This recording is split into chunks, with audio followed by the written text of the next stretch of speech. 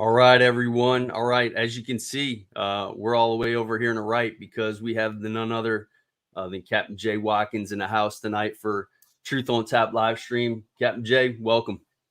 Hey, man, it's awesome. Awesome. Good to Yeah. see you guys. I know, man. It's been a minute, right? It has been. It has been.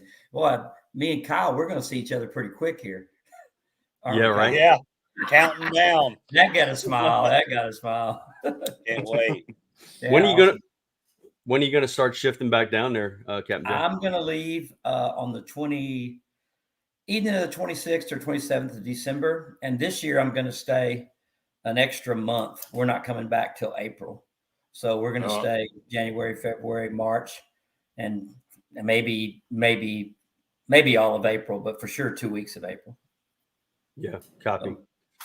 Well, hey, Captain Jay, so a little bit of format, right? Is this is really kind of open dialogue, and really what we do is we pick a couple of topics, right, that we try to pull back the onion, kind of talk about at Liberty, kind of what we're seeing with things that are kind of working for us, and talk about kind of some of those nuances that we just enjoy, when we're targeting, some of those big fish, and that's why it's insanely we're insanely appreciative that you're here, just because again, allowing that and giving us that insight, right? And so tonight's conversations we had were a couple of topics, right? It was braid is like a main line, and kind of talking about that. I really don't want to start on that. I actually kind of want to finish on that topic. But really, we're going to start talking about kind of what are some trends that we're seeing in each other's fishery, right? And kind of what's going on right now. And I will punt the floor over to you and kind of see if you allowed it just to share a little bit with us with regards to maybe some trends that you're seeing with what you're fishing every single day, and maybe kind of how that environmental conditions are dictating kind of how you're fishing, where you're fishing, and all that stuff, Jay. So over to you, sir. Yeah, there's no doubt that this time of year, the conditions control what we do. I mean, absolutely. I mean, one day you got a north wind for a couple of days, then it switches back to the east, southeast, and it comes back out of the north. Tides go up, tides go down. There's lots of things change every single day. Years ago, there was a group of us, and we would get tickled because people would say, "Oh, well, they're in transition." Well, they're always in some form of change. Yeah. Every day they're in some form of change. Here where I'm fishing in Rockport, we're rebuilding after the freeze. It's no secret in Texas that the San Antonio Bay and Aransas Bay system were hit a lot harder than what they thought in the freeze.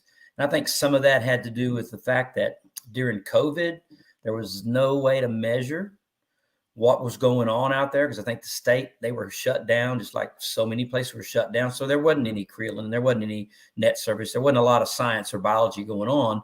And so maybe the numbers that were lost didn't represent the total numbers that we had. So maybe that number was really bad when it didn't really look bad, because we're struggling at times. Now, the good news is, we always hear and we talk about recruitment. The good news is that we are seeing a lot of recruitment. We are catching lots of fish of lots of sizes, and obviously fish that were spawned the year after the freeze, and then also some fish that survived. So that's a really good thing.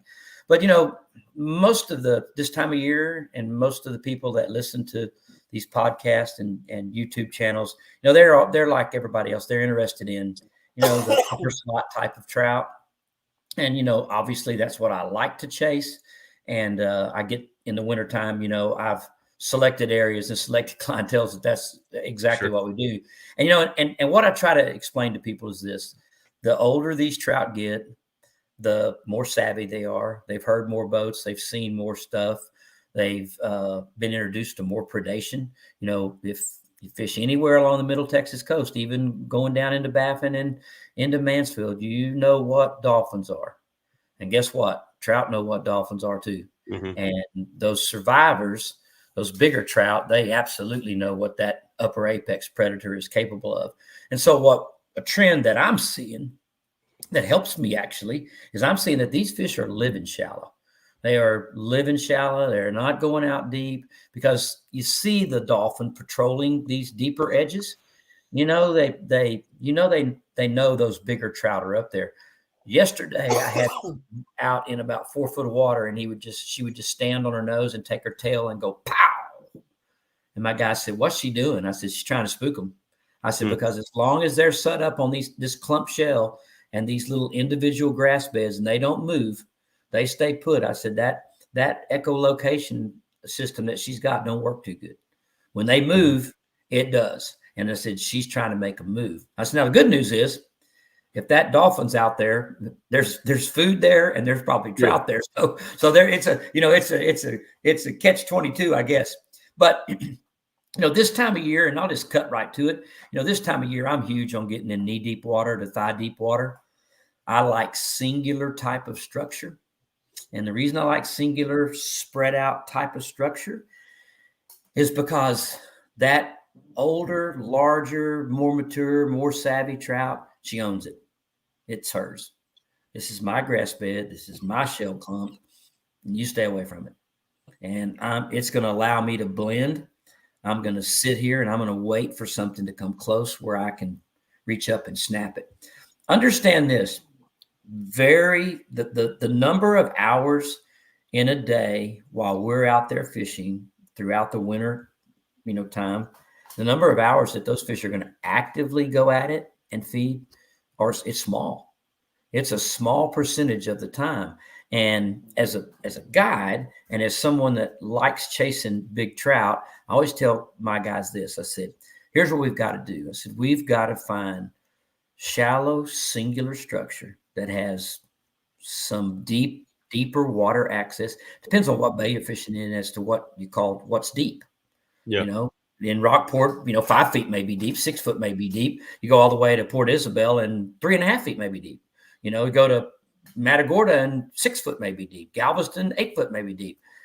Chandeliers, I don't know what that is over there, but probably deep. I mean, there's some 20-foot holes out there. I mean, you know what I'm saying? So it's relative to where the fish, the bay system they're in. And I said, then we've got to find a food source that is consistent, a food source that's living there.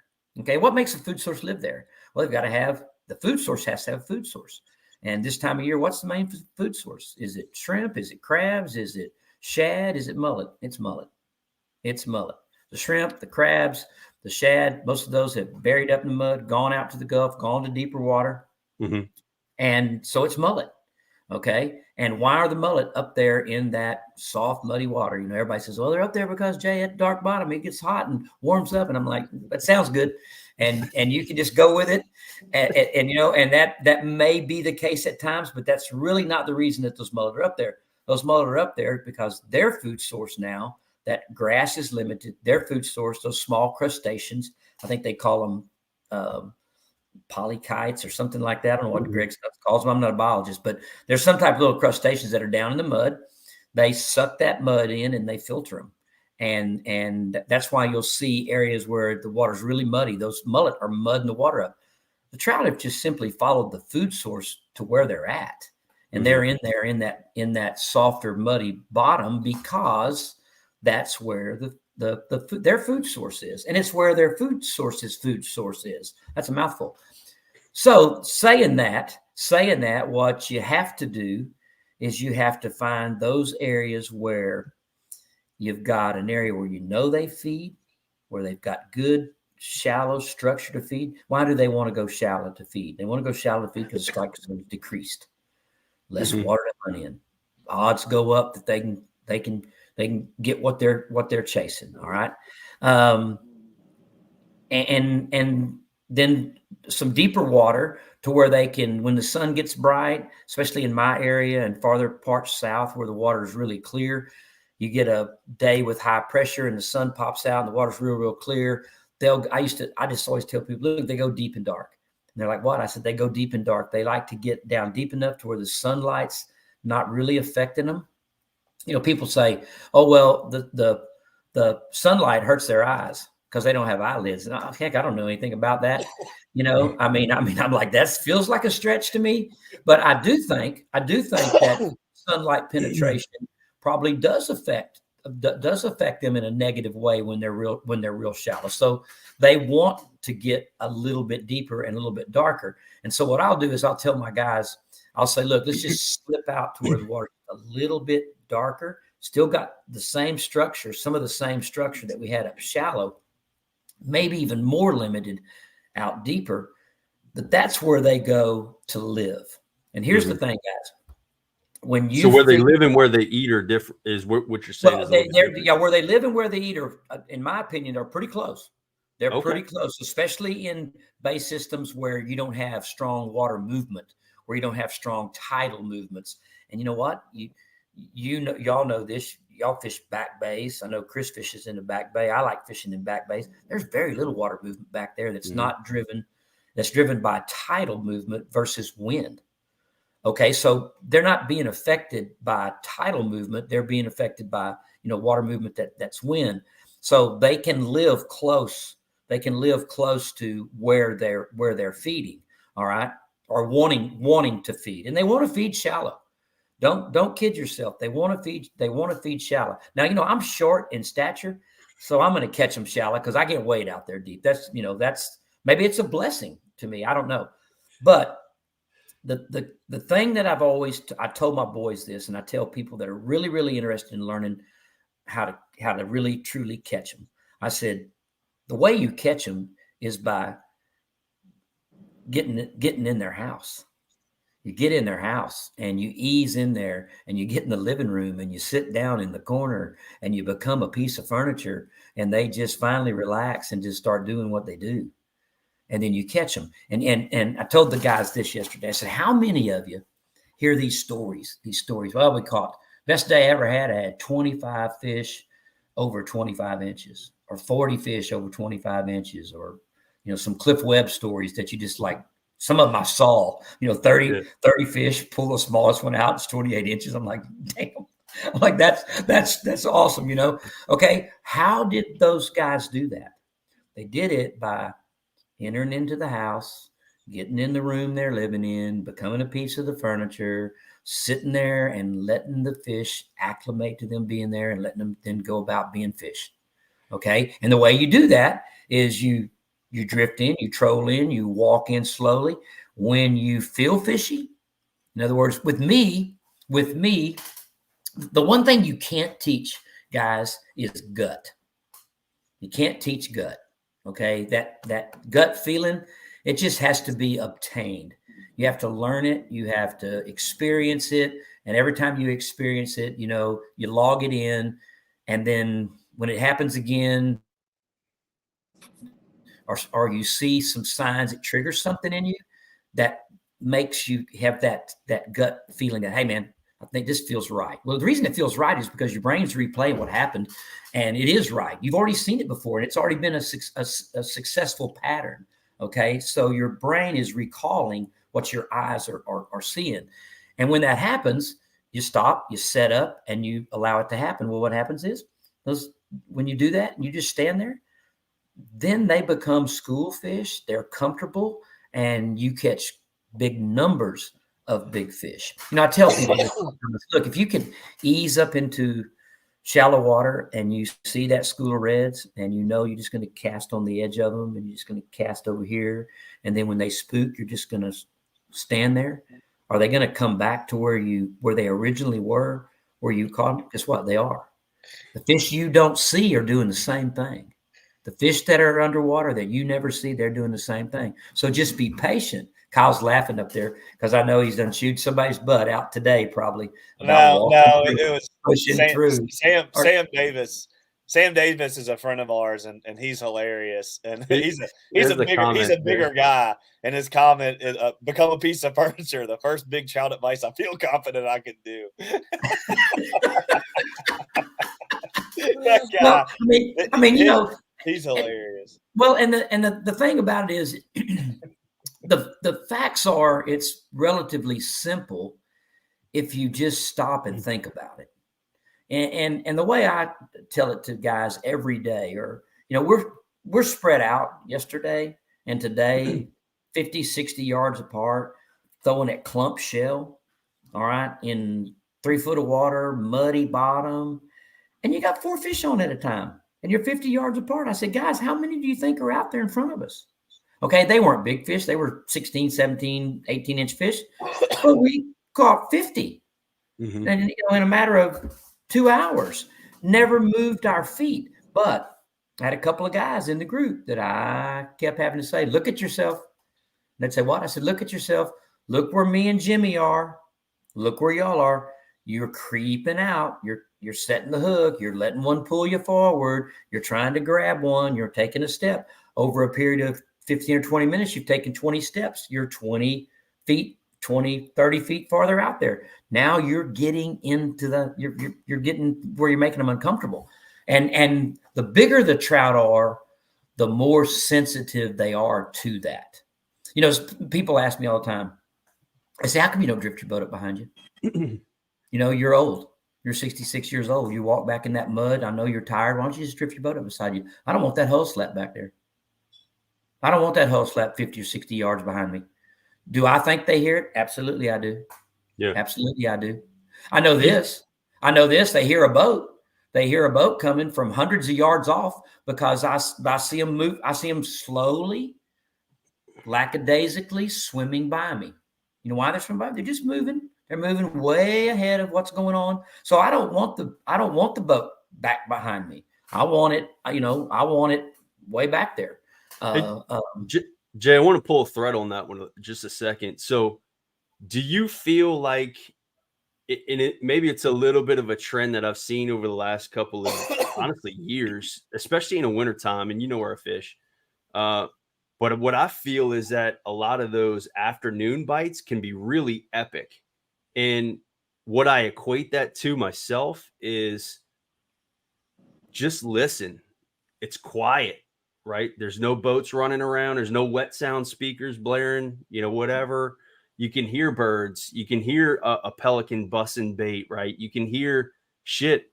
I mean, just nature come alive, right? And do you feel like sometimes just the kind of the silence and the noise of kind of like the rhythms of like what we do and patterns as that we behave as anglers, do you feel that sometimes like they're accustomed to seeing us move around in the morning, in the afternoon they know that it's gonna quiet down, and when it does, it's more natural, and they'll be more susceptible and they'll eat harder and all that stuff, right? What are your thoughts? Yeah, I don't think there's any doubt that they have adapted their lifestyles around our movements. I don't think there's any. I think we'd be kidding ourselves if we thought that they hadn't done that. And they hadn't done that a long time ago. And that's especially true with boats that just run so much shallower. We're running and we're playing where they used to live fairly quiet, peaceful lives. Okay. That said, I agree with you. I mean, I think that we do see late afternoon bites or periods in the day when boat traffic's down, or periods in the year, the week when there's not as much boat traffic, Sure. Where the fish act totally different. I tell people this all the time. I said, you can catch fish in lots of areas that are really, really high trafficked areas when there's no traffic there, because everything is there. There's potholes there. There's grass beds. There's water movement. There's bait. Everything is there that they need. They got deep water access. I said, but this is a runway, for 4 or 5 hours of the day. The last 3 hours of the day, the last 2 hours a day, it's not. And those fish are capable of coming out of that grass and pulling up there and eating for 30 minutes. And you might catch fish that you didn't, that shocks you that they even exist there. I had a guy tell me one time, he goes, "God, you think there's really fish here?" Because there's houses right there. I said, "Well, you think those fish tread water and stick their heads above water to see those houses over there?" They don't. I said, you notice I save this wade every time you fish with me. I save it till the last wade of the day. I said, the reason for that is that's when it's had time to quieten down from the morning. Yeah. All the boat traffic. The other thing, and I know people get tired of hearing me talk about, fishing smart and it's really simple. And sometimes people do make it too hard. They make it too hard. You know, I told the guy today, I said, look, I said, just relax. Just relax and let it happen. I said, they're on those grass beds. They're right there. They're right there. I said, had a couple of pushes, had a couple of pops, you know, saw a bait fish over there get blown out of the water. You know, I said, just be patient. I said, they're it's like a checkerboard out there. They're going from one grass bed to the next. You know, let me tell you something that my youngest son always tells me. I'll say, and I wouldn't never say it publicly, but I'm fixing to. but normally I wouldn't. But you know, I say, yeah, we're live, so I'm going to say it. But I say sometimes I'll call Ryan because you know Ryan's a bass guy and he thinks he's really kind of a deep thinker. And I'll think, golly, Ryan, I said, guys just aren't too smart. I mean, golly, they just don't get it. And he said, Dad, he said, that's because you're playing chess and they're playing checkers. Mm-hmm. And he said, he said, you know, they're reacting to something that happens. You are out ahead of what's happening. And you're looking 2 or 3 moves ahead of what's going on versus the move that's right in front of you. He said, you know, you're looking at that grass bed and you're looking at the sun and you're looking at the tidal levels and you're looking at the deep grass out here. And you're saying, I want to fish shallow, but there's no bait shallow. The bait's out there. And he said, that's playing chess. He said, checkers would be, I want to fish there. That's my next move. I'm going to fish there first because I've caught them there before. I've caught them right on that grass bed right there before. I caught them there yesterday.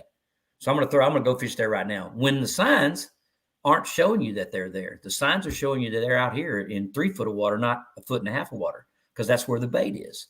And so, you know, it's the difference between just, it's the difference between just doing the same old thing that you always do and then saying today, okay, I've said this before, and I said this, I think, anytime I've ever fished with y'all, clear the palette and let the day paint itself. let the day paint itself, you know, and every day it's going to paint something a little bit different. You're going to see a little bit something different out there than maybe what you saw the day before. And when you get to that point to where you just exhale, let the fish talk to you, let the day speak to you, and let it happen, you know, it's going to happen more often for you. And it's going to happen with greater success. Now that sounds like, you know, that sounds like you ought to take a toke on a joint and go, but it's not. It's not, you know, it's not. Sure. It's just simply saying, look, I'm back in the right area. I know I am. You know, I'm going to erase yesterday and I'm going to do now. Okay. Yeah. And what am I seeing now? You know, like tomorrow, the wind's going to be totally different. Tides are going to be totally different. I'm not even going to the same bait system I fish today. And the guys, when I called them and told them, they said, well, I thought today you fished on the other end of the bay. I said, I did. I said, the other end of the bay is not going to be good tomorrow. Not with what we're going to get. Yeah. So we're going to go somewhere else, you know? And like I said, you hate for people to think that it's just super simple, because the truth is it's not. I mean, it may seem simple when you're fishing with somebody that's really in touch with what's going on, you know, but it's not. But most people complicate it. I guess that's what I'm trying to say. Most people complicate it. And then those that don't complicate it get the cart before the horse, you know, and I see a lot of that. A guy opens his tackle box up and he's like, okay, which color today? And I'm like, golly, you got 7,000 of them in there, you know? And I open my box up and he's disappointed.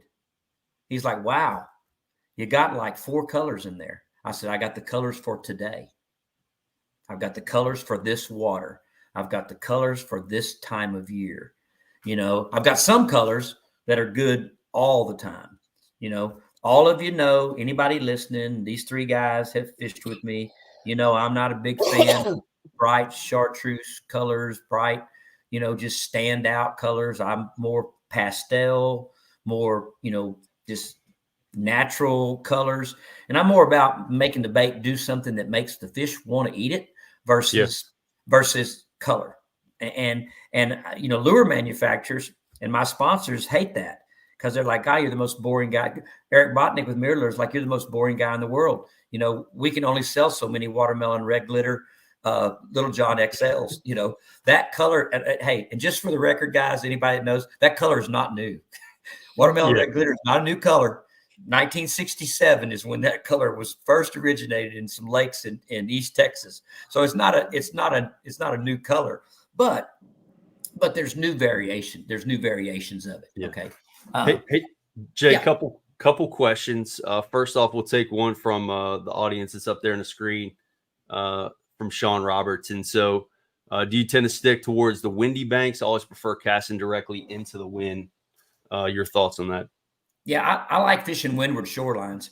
I don't necessarily always fish directly into the wind. I'll bend my cast. I like fishing at angles to the wind. And the reason for that is by bending it into the wind or bending it at an angle to where the wind grabs it, it comes in front of more targets because of the nature of how they're facing into the wind. That's right. Yeah, you got to get a sweep. You got to get a sweep.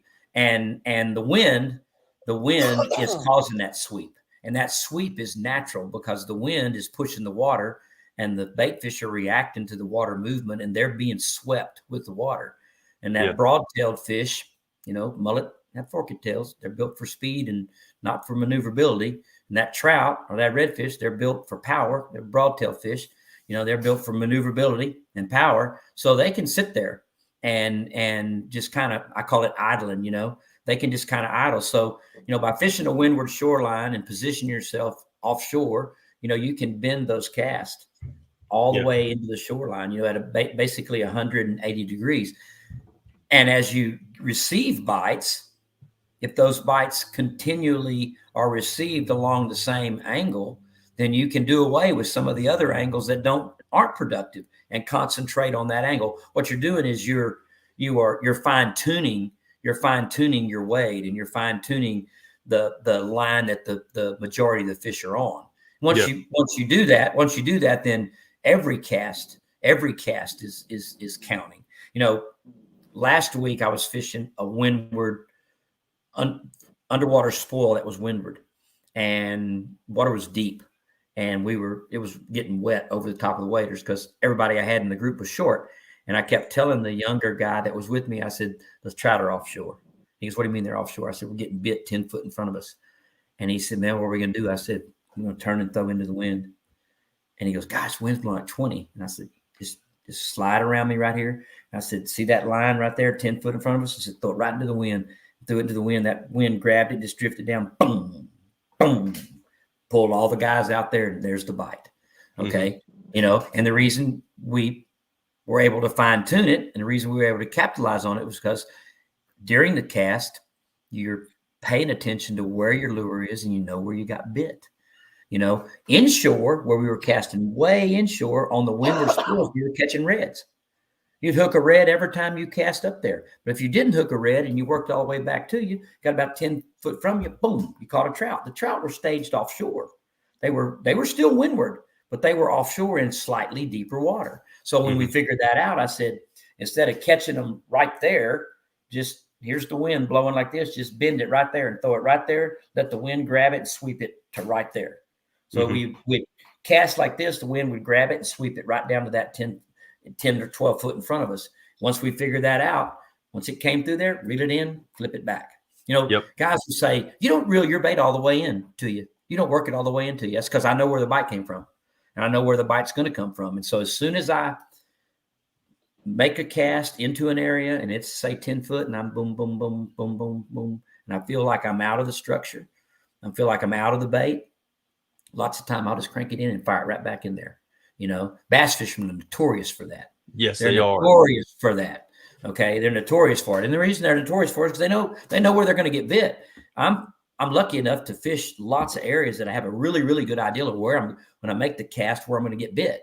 Okay. That just comes with time, but every angler has the possibility every day to learn that, because every bite is a lesson in that. Every bite's a lesson in that, you know? And so, I like fishing windward. I will definitely throw into the wind. I'll even wade into the wind sometimes. You know, when I'm on a charter, a lot of times I'll fish a little bit differently than I will if I'm fishing individually. And that's because some guys you can't leave alone. You can't leave them alone because as soon as you leave them alone, it's like they just forget everything that you've been telling them, and then all of a sudden you look down there and one's over here and one's over there and two are down there. And you're like, golly, you just, come on, guys. So I stay with my guys and, and I coach them while I'm doing it. Now, when I'm fishing in tournaments, when I'm fishing on my own, sometimes I'll do a lot of things different. I will definitely wade into the wind, get my rod low, keep that bait low so I can cast it into the wind, maybe even throw a different type of plug. And I love the double D into the wind or the soft dine into the wind because you can throw it, because you can chunk it, because you can chunk it. And so that's a good question. That's a great question, because most people, when the wind starts blowing, they start looking for leeward. So, we got to find some protection. We got to find somewhere where it's calm. That's not necessarily true. So before I ask more questions, I got a million of them. Ed, Kyle, y'all have anything? Nah, I'm gonna wear his ass out here in a couple of weeks. I ain't got to ask him nothing. You better be saving your tip money. Ed, you got anything, boss? No, nothing. Just thinking maybe when me and Kyle went fishing, maybe we worked that area a little bit too fast today. Yeah. There's a reason why I was about 20 yards behind y'all, Ed. No. But I just listening to Captain Jay, I guess one of the things, like today we were fishing and we were looking for big trout, but also we hadn't, like, it was me, Josh, Shane, and Kyle. We hadn't seen each other in so long. And so for the most part, we were just kind of cutting up and being pretty loud, but we were fishing an area that was pretty tight. It was a pretty deep hole and the tide was completely washed out and we knew the trout were there. And we probably didn't fish it as covert as we should have. And we caught some big fish and we probably we moved around a little bit too much, but looking back at it now, we had two options, really go for the trophy fish or just have a good time. And I think we chose to have a good time a little bit today. And that's okay. But listen to what Jay says, it's really important, just noise and sound management, when you're fishing. Absolutely. When I'm fishing shell, I'm super conscious of it. I'm like, hey guys, slow down. You're crunching them off. You're walking and crunching and making noise. And that's especially true when it's calm. When it's calm. I mean, they don't think for 1 second, they don't hear all that noise underneath the water, because they do. And, I had a guy ask me one time, he said, you think talking affects them? I said, it absolutely does not. I said, because if it did, I would have never caught one, because I'm talking to Blue Street the whole time. I said, but underwater noise does. Yeah, it does. And I'll tell the listeners something about, fishing with these guys. These guys are being really polite here, but these guys are all great anglers, and they fish slow. They're not afraid to change baits. They're not afraid to use, a certain type of bait, then go to another bait, then get a bite and switch and try something else. They want to know what they're eating the best, and then they want to focus on throwing that to them. And that's really and truly the way. It's really and truly the way you do it. I get guys all the time, and they'll say, "Well, you just caught a fish and you changed baits." And I said, "Yeah." I said, "He hit that bait funny," and I said, "I didn't like the way he hit it." And I said, "I don't think he really wanted it. Doesn't really want it." And I said, I tell you somebody that's good at that, and and he knows he is, and is McBride. McBride's good at that. McBride's good at, man, I don't think they really wanted it like that. The fish ate it, but he didn't eat it, if that makes any sense. And it makes a ton of sense. Rousey's like that, Cliff Webb's like that. I'm pretty sure most of the really good anglers out there are like that.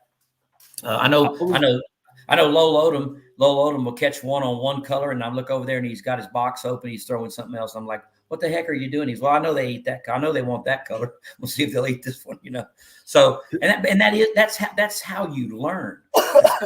That's how you learn.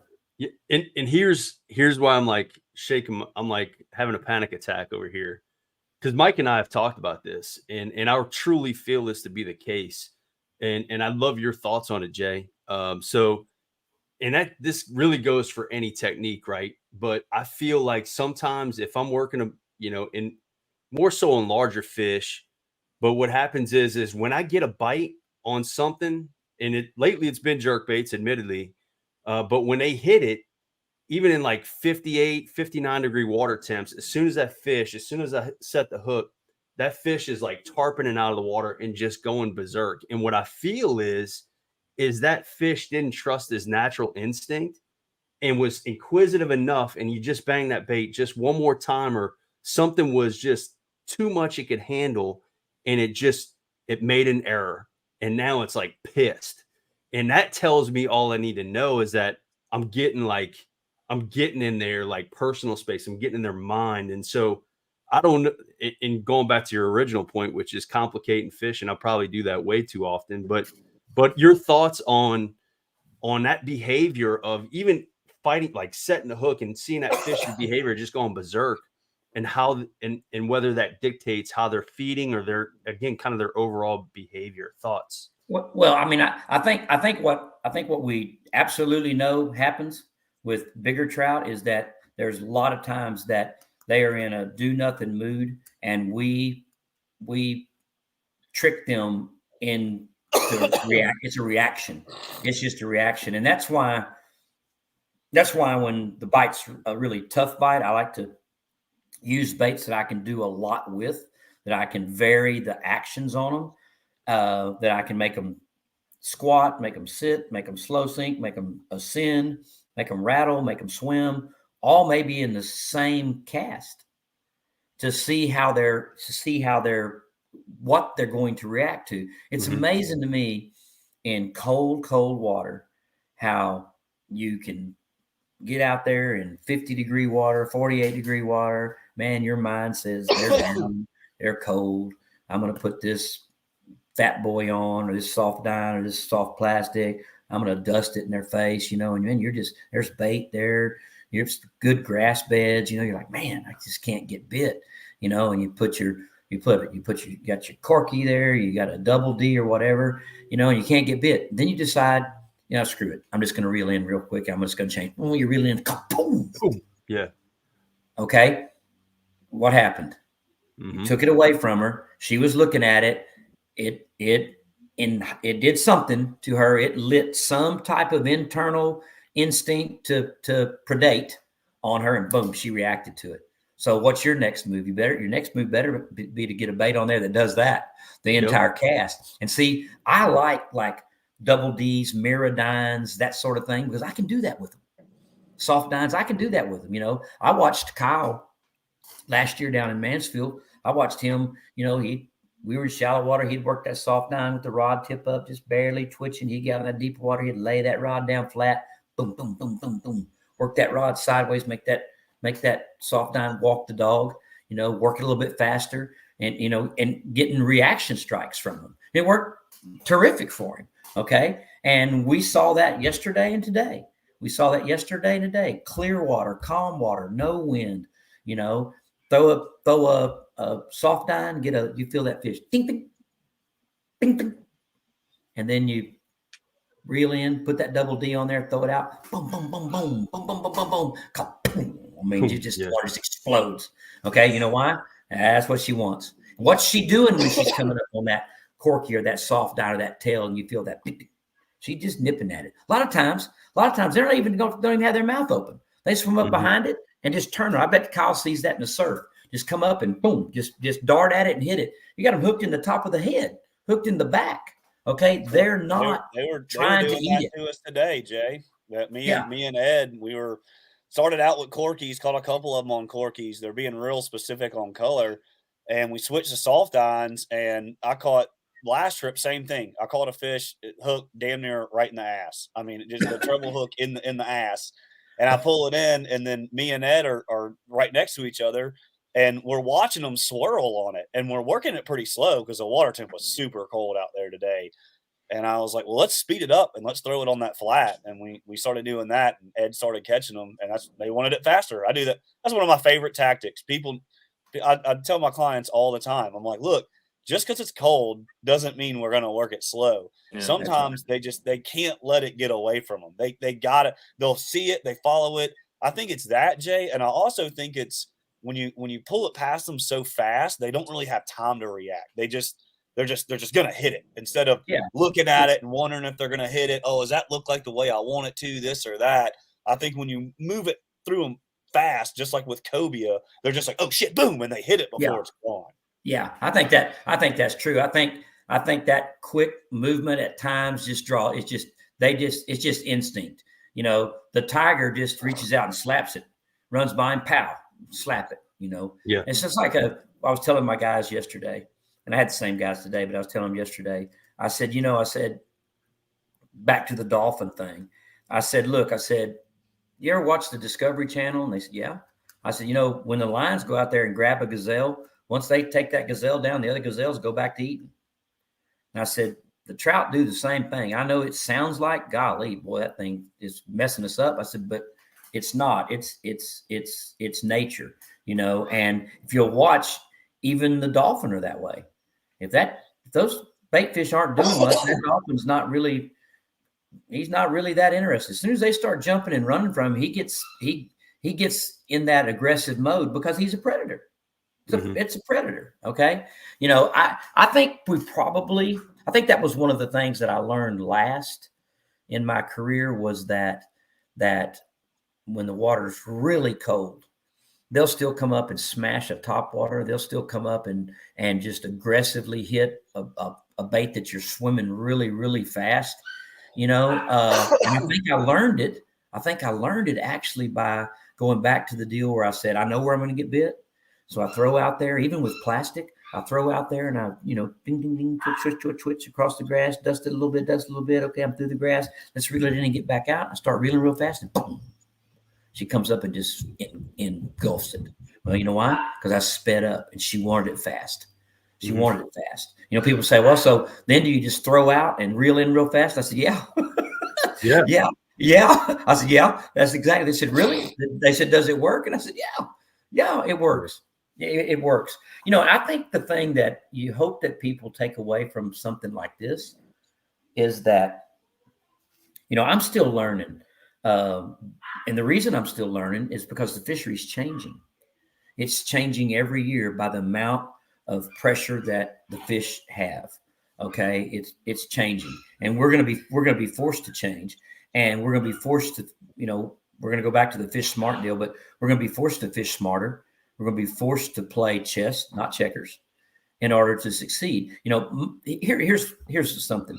And anybody that knows me and any client that knows me, and Lowell Odom knows this best of all because Lowell, unfortunately, he's like Dr. Phil to me. I'll call him and he'll say, what's going on? When these guys down south are catching all these big trout, it's freaking killing me. I mean, it drives me crazy. I'm happy for them, sort of. I'm not just jumping through my ass happy for them, but I mean, I'm sort of happy for them, but I'm a competitor, and I want to succeed every day. I want to get better. And in order to get better, this is going to sound weird, but my clients have to get better. In other words, they have to let me teach them and coach them up so that when I walk them into that right opportunity, we capitalize on it. People say, well, it sounds like it's all about you. I said, very observant. You're very observant. It is about me. Do you think Nick Saban just wants to win just for the kids? Just for the kids? He wants the kids to win. Absolutely. Yeah. He does. He wants his kids to win. It's about the kids. But Nick Saban wants to win too. Because he is a competitor. He's a competitor. He wants to win. Now, I know I shouldn't be talking about Alabama in front of Mississippi and Louisiana. No, but you're right. I mean, and that's what I feel, and that's what I love about this sport, right? And obviously, you are like the teacher, the guide's guide, right? I mean, you are like teaching this sport to kind of so many. I mean, we have somebody on the stream right now from Virginia all the way, obviously local, with McBride and Capriana, Sally Black, all this, I mean, a lot of the folks that right, are here. But those who, this may be the first interaction that they've maybe had with you. And so point being is you're your net is so far and wide, and to the point of that you're teaching. But here's what I would say to that is, yes, of course you are teaching them, and yes, we are learning. But on the same token, is it's getting out there and that internal competition between you and the fish, and wanting to get better, and wanting to, like, you know, be a better, corky angler, or throw jerk baits, whatever it is. And it has to kind of come within to succeed, right? And so you're kind of the tipping point, the tipping domino to all that. But at the end of the day, the great part about the sport, it's so individual. It's Yes, so absolutely. individual that everybody can learn from it, but then they have to apply it. And that's what you are so amazing at, right? Trisha Whitley's in here, right? Cap Trisha. And Yeah. go ahead. I'm sorry, Jay. Now there's a girl that can fish. I'm telling you, I have fished with her before. She can flat out fish. I promise you. I'm trying to get her to fish with me. She won't, though. Trisha, I want to see you this year. Dang it. Yeah, you don't want to fish with her very long, because I'm telling you, she'll put it on you like you can't believe. I want to see it. I want to see it. Yeah. Well, I tell people this. I tell people this all the time, and people will say to me this, and what attracts you to wading and lure fishing and this style of fishing? And I said, it's 100% you. I said, you select the bait, you make the cast, you put the action on the lure, you feel the strike, you set the hook, you land the fish. It's 100% you. Not me. It's not the guide. Yeah, I'm helping you. I'm coaching you up on, make a little bit better cast. Let's work on our distance. Let's work on accuracy. Let's work on, presentation, all of those things. But you can't learn to become a better fisherman without getting bit. You got to get bit. And that's where my job is to put you in a position to get bit, then coach you through the day. And I've said this, and I know in the podcast we did the very first time, Chris, I said this to you. I don't know throughout the day. I don't know what's coming next. My teaching is really and truly just me thinking aloud. I am actually trying to catch them, and you're just fishing with me. You're just fishing with me. And if you get that, if you accept that attitude, say, look, this is all about Jay. Jay wants to catch him. You get on the left, I'll get on the right. Shut up and just listen, and he'll start talking. And what I'm doing is I'm just verbalizing what it is that I'm seeing.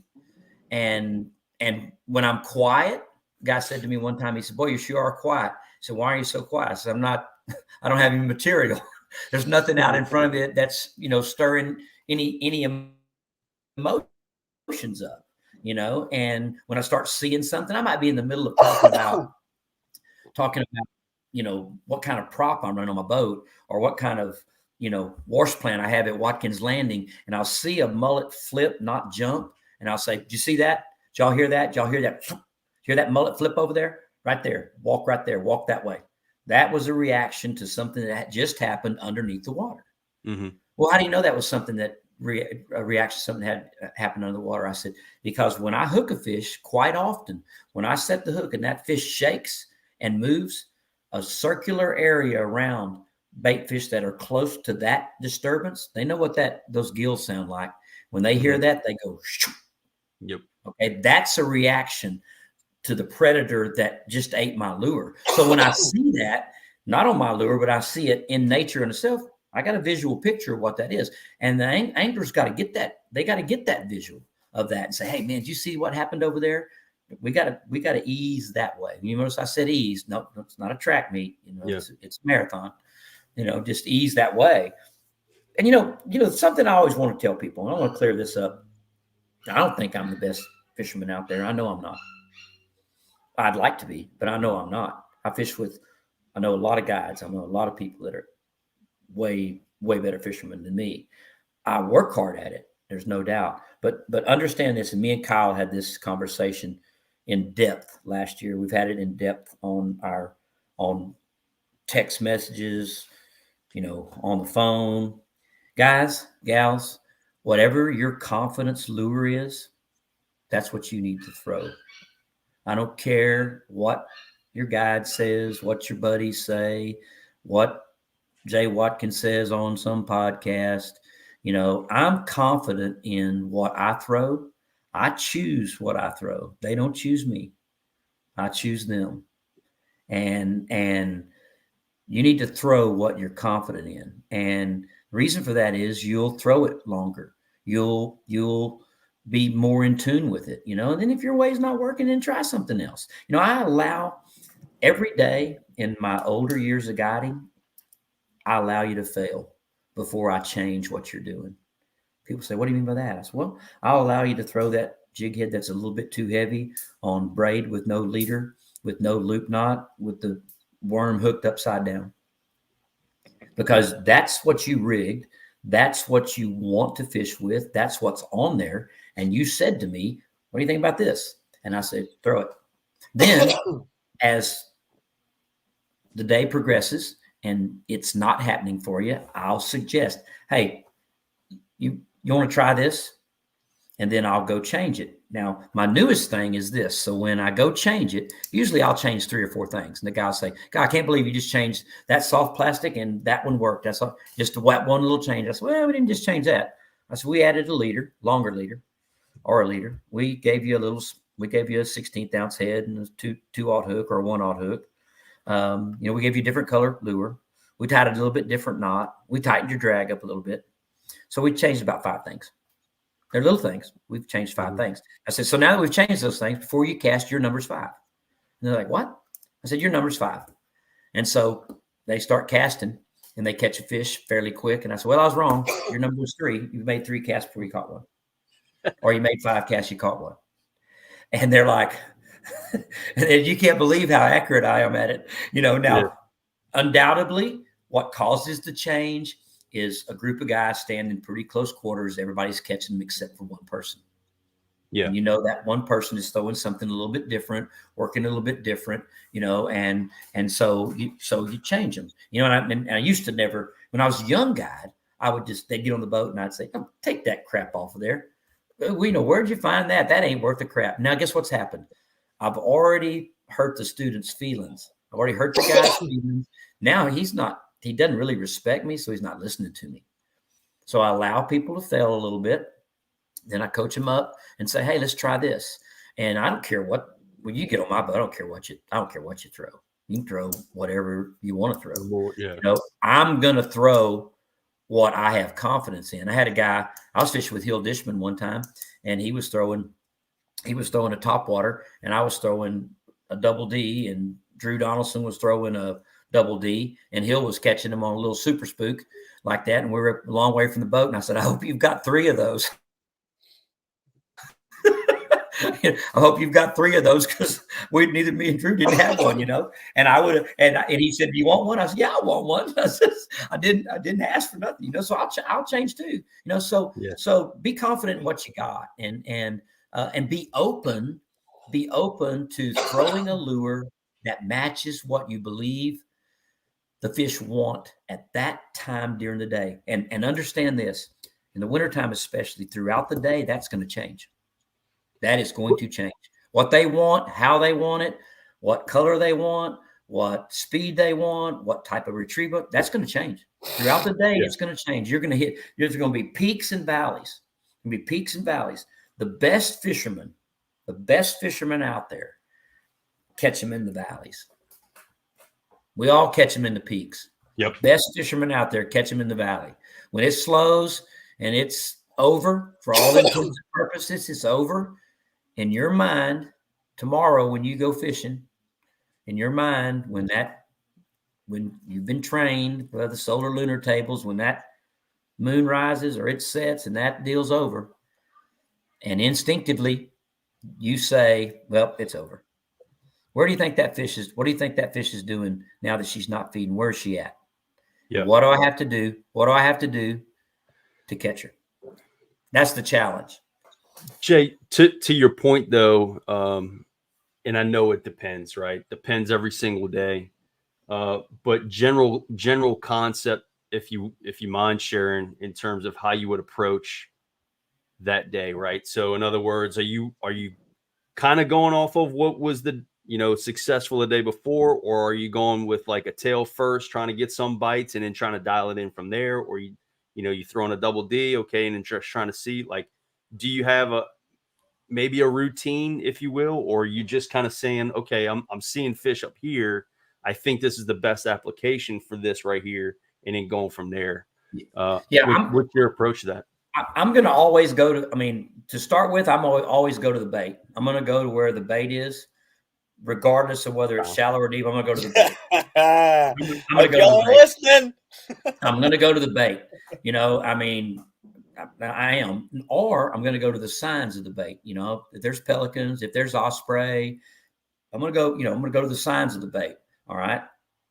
Then like today, it was 53, 54 degree water temperature. Fishing a different area. I put a tail on. Let's find them. Didn't get bit. Thought, mullet are active, not terribly active. They're not jumping, but they're flipping. So I went to a pistachio custom corky floater. Had 2 pushes. Came up and just pushed at it. And I'm like, told one of the guys, that was a decent one there. And switched over to a Crown Royal Double D. We had heavy overcast. Water had a little powder in it, little color. 3rd cast, bonk.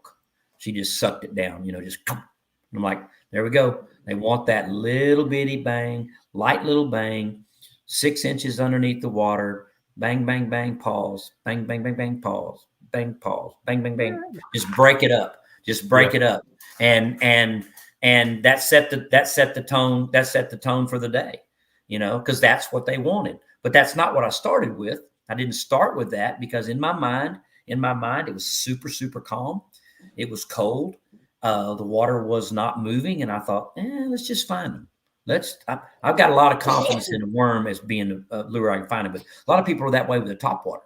So I'm going to put that top water on there. I'm going to throw that top water.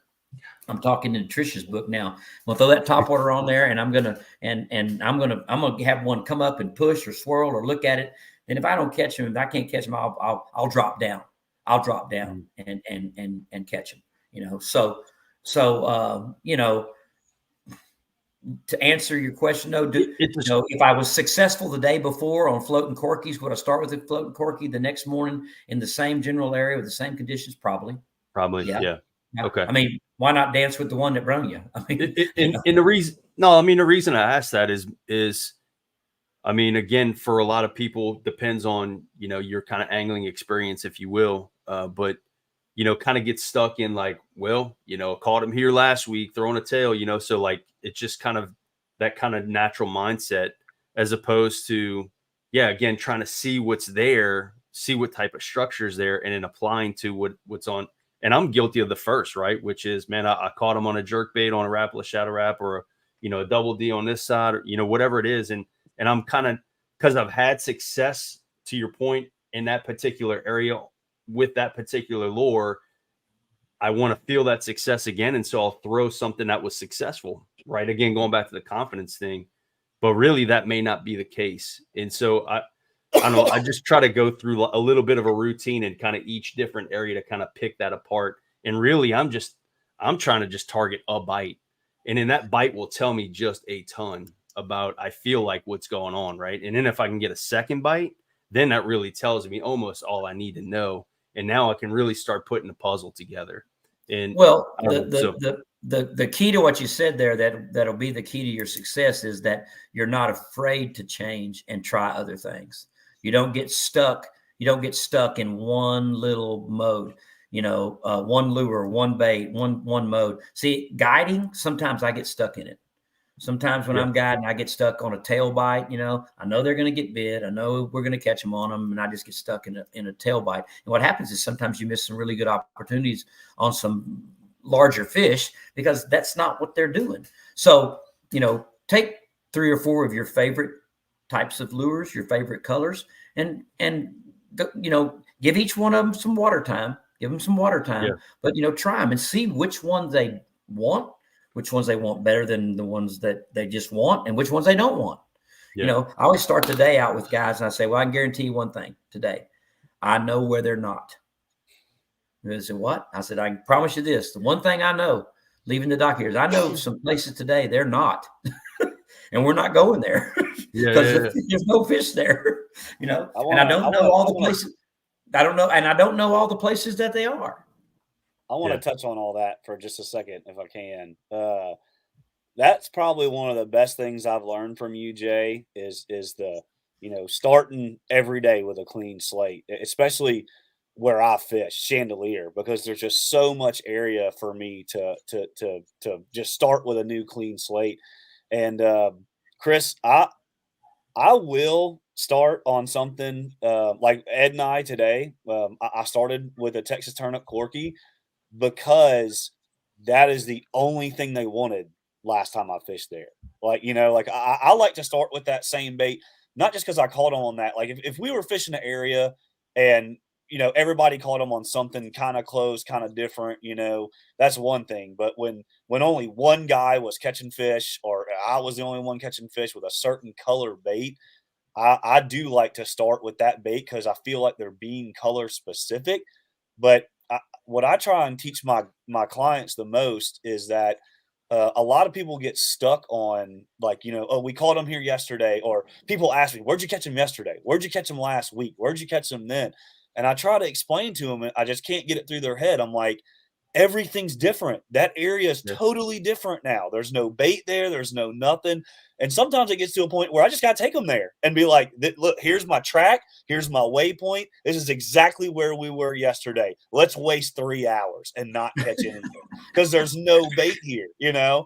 But I think that's what people get stuck on, though, is that they get stuck on that, and what they need to be concentrating on is, where can I find an area that's the same conditions where I caught them last? Like if it was grass, or if it was potholes, if it was mullet in the grass, look for that same exact area, that same situation again, instead of trying to go back to the same exact spot hoping for the same outcome. Try and look for that same situation. You know what I mean? That's the thing that I really try to get my people to leave with, is like, it's one, it's all about the bait. That's Jay. Chris was saying something earlier, because like the last one we did, I must have said it about 1 million times. I was like, it's all about the dang bait. So I'm so glad that you got on here and you said the same thing. But it's finding that bait and then finding that same situation. There's got to be another area close by that is going to have that same type of situation. Instead of looking for these spots, look for the same situation. That's what I try and teach my people. Yeah. Well, I mean, you know, it's real easy to get kind of stuck in a rut, or get to where you go to areas that you always catch them, because that's a comfort zone. You know, and I think that you have to improve your skills and to get better. I think you have to be prepared to work outside of your comfort zone. You know, me and J Ray fish a lot together, as far as we're on the water at the same time. And most people that fish with us would tell you we're almost day and night about the style of fishing, the way he fishes corkies, the way he fishes double D, soft floaters, even plastic. You know, he's a lot more aggressive fisherman with his rod and with the bait than I am. You know, and I learned stuff from him. You know, same with my youngest son Ryan. You know, in his bass fishing, I've learned a lot about swim baits with him, about cadence and depth, and figuring out, you know, they're suspended, Dad, you know, in 3 foot, you know, they're at 2 foot in 3 foot of water. How do you keep that swim bait in that depth? You know, quit lifting it. Quit lifting your rod tip up. You're not jigging the plastic. Quit lifting it up. Get it down there and swim it right there. You know, we see that with corkies. We see that with soft nines. We see that with any kind of bait that's suspending or slow sinking or even ascending. There's a column that they're in that they will eat in. And as an angler, we got to figure out where that column is. And you know what that is? That's playing chess, not checkers. That's what that is. Yes, sir. Well, hey, Jay, and guys, we're I know we're close, and I know. Do you have to charter tomorrow, Jay? I do. Okay. I've already gotten a message from my wife. She goes, "You're 30 minutes past your bedtime already." I know. It's so I'm trying to be mindful of your time, admittedly. And so man, we appreciate it, Jay. Man, we've always appreciated all the support for Speckled Truth. Me personally told you this. I know Kyle and Ed echo the same sentiment, man. It's just the mentorship that you've given us, the guidance and all that stuff. And man, we really can't say thanks enough, man. We really do appreciate you. Well, I appreciate it, but like I said, look, I'm just another guy, just another fisherman, another fishing guide, and I've learned from the past, learned from my experiences, and hopefully I'll get better, and hopefully I'll, my health will stay good, and I'll stay around. Yes. I told J Ray one time, I said, hopefully, when I die, I'll be right in the middle of a cast, or setting the hook on a big one, So. Okay, well, thank you guys for having me on. Appreciate you, Jay. Yeah, man. Okay, thank you. Thanks, Jay. All right. See you soon, Kyle. All right, man. All right. You can bug out Jay if you need to. You just hang up. Okay, how do I do it?